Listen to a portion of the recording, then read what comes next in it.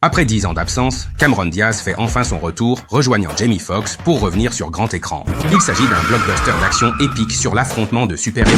Les scènes de fusillade sont à couper le souffle, un couple d'agents secrets reprend du service et se lance dans une aventure palpitante. Plongeons ensemble dans ce film pour vivre des moments intenses et palpitants. La CIA a obtenu des renseignements confidentiels. Gore, un ancien membre du KGB et l'un des terroristes les plus dangereux d'Europe de l'Est, a acheté à prix d'or une clé de contrôle industrielle, appelée clé ICS. Chuck de la CIA envoie ses meilleurs agents, Emily et Matt, se faire passer pour des trafiquants d'armes français afin d'infiltrer le domaine de Gore et de saisir l'opportunité de voler la clé ICS. Il s'agit de la clé principale permettant de contrôler les infrastructures les plus cruciales du monde. Centrales électriques, barrages, réacteurs nucléaires, etc.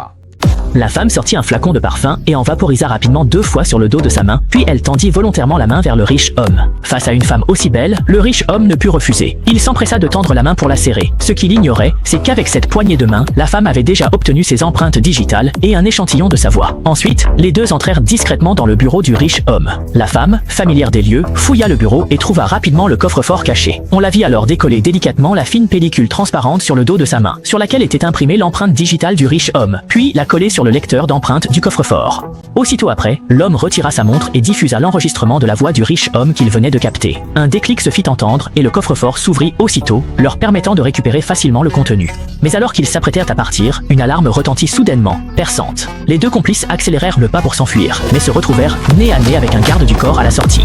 Après avoir eu du mal à se débarrasser de ce problème, ils se sont rapidement éclipsés par le jardin arrière, ont sauté dans la voiture et ont foncé à toute allure en direction de l'aéroport. Un avion privé de la CIA les attendait déjà sur place. Une fois l'avion décollé, l'homme venait de prendre une coupe de champagne qu'il apprit une nouvelle. La femme était enceinte.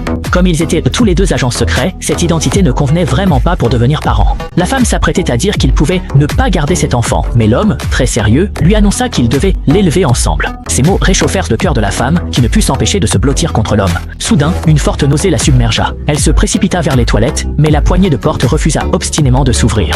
Le steward expliqua que les toilettes étaient momentanément hors service. La femme eut un mauvais pressentiment, mais elle garda un visage impassible et se retourna comme si de rien n'était. À leur grande surprise, avant qu'ils aient le temps de réagir, le steward passa à l'attaque, forçant l'homme à remettre la boîte noire. Pour protéger la femme, l'homme n'eut d'autre choix que de jeter la boîte noire. Profitant d'un moment d'inattention, la femme neutralisa son ennemi d'un geste et s'empara du pistolet. Voyant d'autres ennemis foncer, elle retira habilement le chargeur, éjecta la balle restée dans la chambre, puis se retourna brusquement et frappa les assaillants avec la crosse. De son côté, l'homme luttait aussi de toutes ses forces, mettant plusieurs adversaires hors d'état de nuire d'un élan. Mais alors que les deux se lançaient dans un combat rapproché pour protéger l'avion, un idiot ramassa discrètement le pistolet, remit les balles trouvées au sol dans l'arme, puis la pointa sur la femme et appuya sur la détente. La balle, par un malheureux hasard, traversa la tête du pilote, rendant l'avion incontrôlable sur le champ. Mais cet idiot n'en avait aucune idée, se contentant de serrer la boîte noire dans ses bras en ricanant bêtement.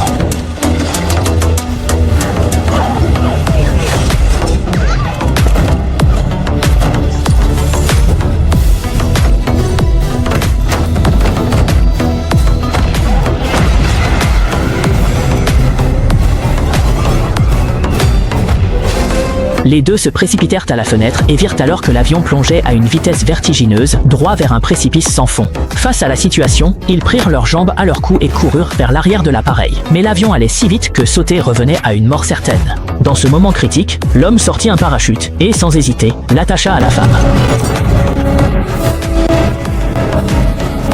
À peine avait-il fini de parler que l'avion s'écrasa bruyamment au sol. L'homme se hâta alors de laisser ses dernières paroles.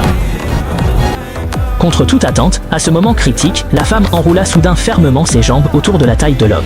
Aussitôt, elle ouvrit le parachute, stoppant net leur chute. À peine 3 secondes plus tard, l'avion s'est écrasé violemment au sol dans un fracas assourdissant, tandis qu'eux flottaient, sains et saufs, dans les airs.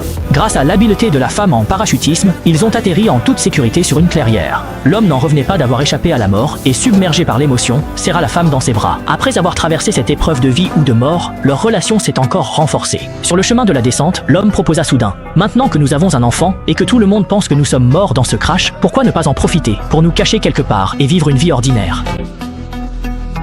J'en suis, si tu l'es aussi. Je suis totalement partant.